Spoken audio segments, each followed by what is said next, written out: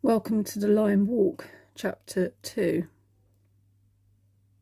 She wrote back to say that Upham House was the most beautiful place she had ever seen, that Mr. and Mrs. Challis were elegant, respectable, and kind.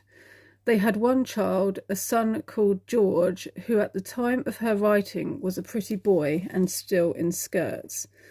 But the birth of his child had left Mrs. Challis a permanent invalid. At the time of my mother's going there, Mrs. Challis was still able to walk abroad. As time passed, she got about by driving a small dog-cart around the grounds. By all accounts, my mother was extremely happy in her place. Mrs. Challis took to her, for according to my grandmother, Anne Roberts was a very pretty child, who grew into a lovely young woman with a kind nature.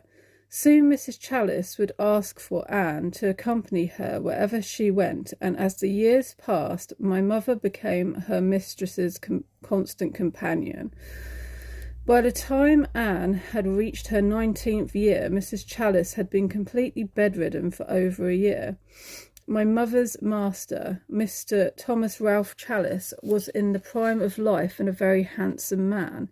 His son, George Challis, was away at school. It was natural that Anne Roberts and Thomas Challis should be thrown together in the evenings when Mrs. Challis was sleeping, heavily drugged with opium against the increasing pain of her malady.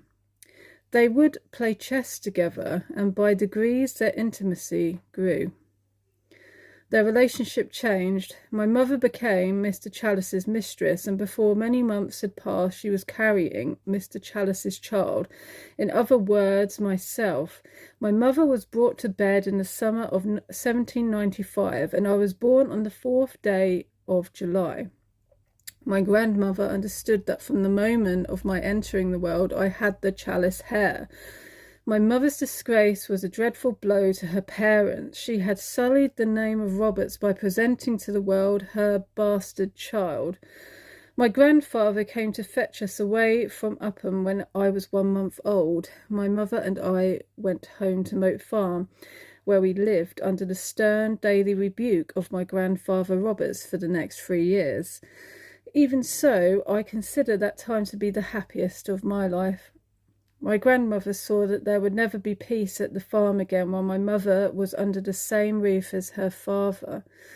One night I heard shouting and my mother sobbing.